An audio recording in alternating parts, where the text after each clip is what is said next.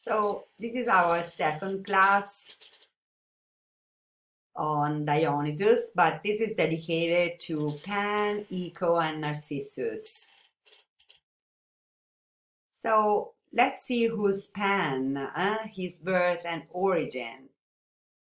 Here you can see the picture. So Pan has much in common with, you see the look and the spirit of the satyrs and the Sileni. So the male followers of Dionysus. He's part man, and then you see with horns, ears, and legs of a goat. His mother was a nymph, and his father often is identified as Hermes. So, like him, he is god of shepherds and of music.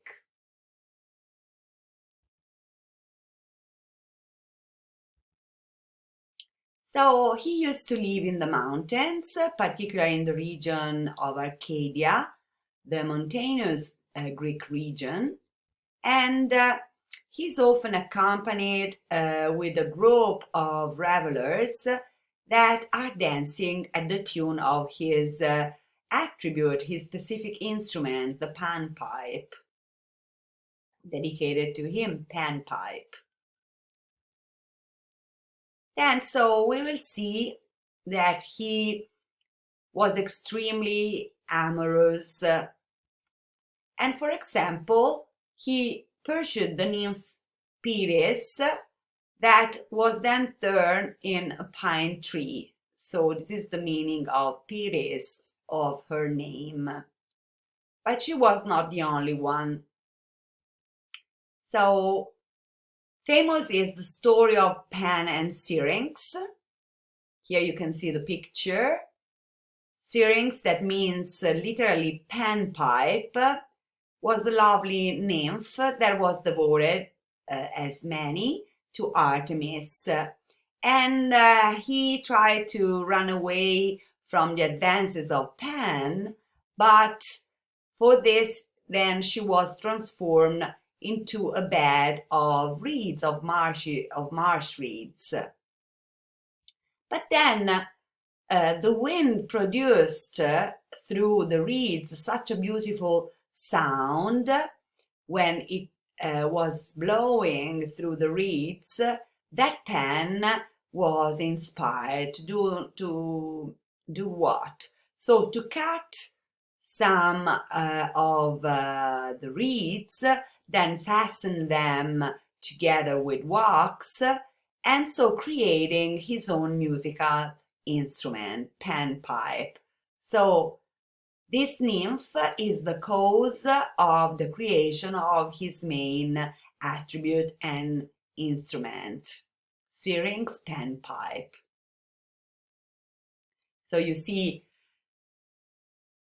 the Greeks and the ancients wanted to find a reason, explanation for names for origin of things.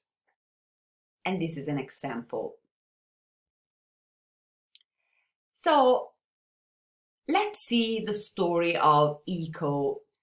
So everything starts from Pan and Eco. So she was a nymph that, as others, ran away from him. But so Pan, for this, spread madness and such a panic among a group of shepherds that they tore her to pieces, and so only her voice remained. So this is one version related to Pan, about the origin again of the word eco. But then let's see the story of Eco and Narcissus. That's the most famous about Eco and her love for Narcissus. So in this story, she is still a lovely nymph, but she is a lot garrulous too. And because of this, she once detained Juno, and this is according to Ovid Metamorphoses, in a very lengthy conversation. And this was to support Zeus, so that the goddess won't be able to catch and find and discover her husband Zeus, Jupiter, lying with all the nymphs. But so Juno, in her jealousy, was not, as usual, furious with Zeus, but with Echo, and so caused her to have a limited use of her tongue, because Echo used her tongue to trick Juno. From that moment on, Echo could only repeat the final words spoken by others. And this is our connection with the story of her love with Narcissus. So, a river god and a nymph were the parents of a beautiful boy named Narcissus. When his mother asked if Narcissus would live for a long time, so arrive to a mature age, a very famous seer called Tiresias answered these words: yes, if he will not have come to know himself. And so in this picture, you can see an explanation, and you can start to think about what is the meaning of Tiresias' words. So Narcissus became a teenager, and he was so beautiful that many youths and many maidens desired him so much.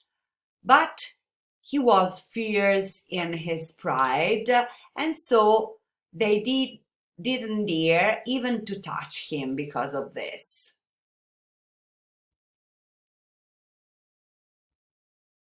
One of his male admirers, that was incredibly scorned, called out the gods and said, so may he himself fall in love, and then may he not be able to possess his beloved. And the goddess of retribution, Nemesis, heard his prayer.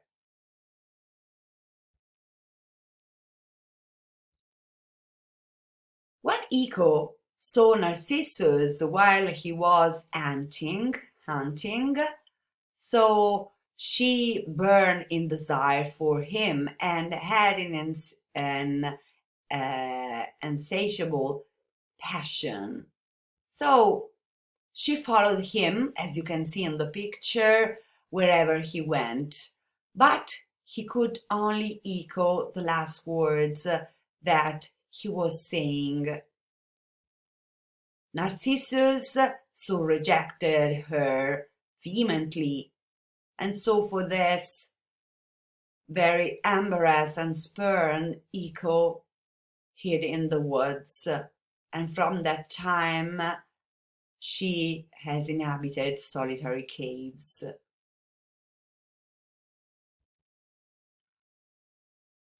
Here is a beautiful painting where we can see the sad Echo looking at the beautiful Narcissus.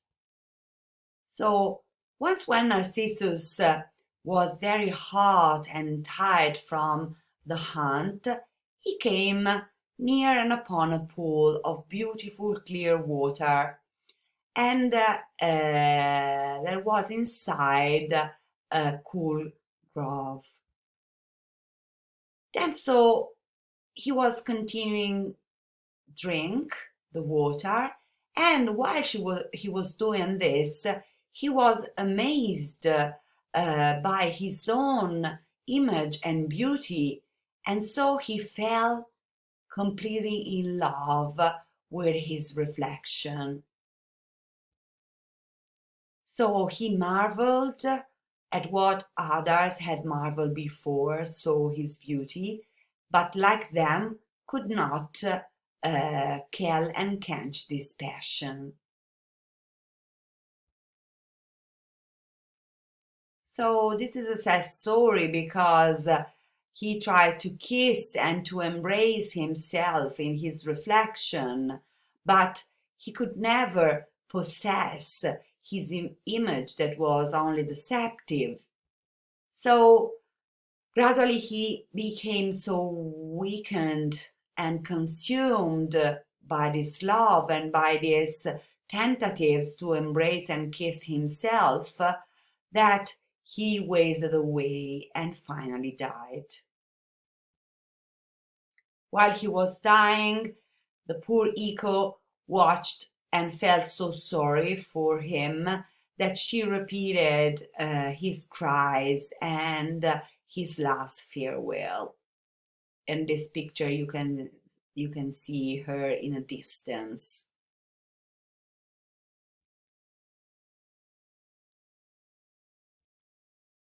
So at his death, the nymphs of the waters and the forest wept all together, and Echo could only sound their laments. Then again in the underworld, Narcissus gazed at himself in the waters of the river down there, the Styx. But on the earth, his body had disappeared, and in the place of his body, a beautiful yellow flower came out with white petals in its center. The flower called from the boy Narcissus. So, as you know, from Narcissus comes the word narcissism. And this tragic story of madness, as you can see, and death had a very strong spell, not only for Ovid's story and perceptive and poetry, but are the words of Tiresias predicting the tragedy that are a variation of one of the most fascinating Greek themes. So, know yourself, know the self, that was preached by Socrates, the philosopher, and learned by Oedipus after preached by Apollo too.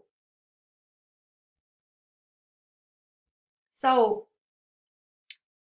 when his mother asked if Narcissus would live for a long time, Tiresias, if you remember, said, yes, if he will not have come to know himself. So from Narcissus' self-love and so after self-destruction come the definition narcissism and narcissistic. The two definitions have both become technical psychological terms and are part of our everyday vocabulary. So here you can see again the picture of Narcissus in love with his own image. And this is a painting by Caravaggio that's housed in the National Gallery of Ancient Art in Rome. So Narcissus is particularly important for then the psychological studies So many persons who are in love with themselves at the end are self-destructive. So reflect on this and see you for the class, the lecture on Euripides Bacchus to understand in depth the cult of Dionysus. Bye.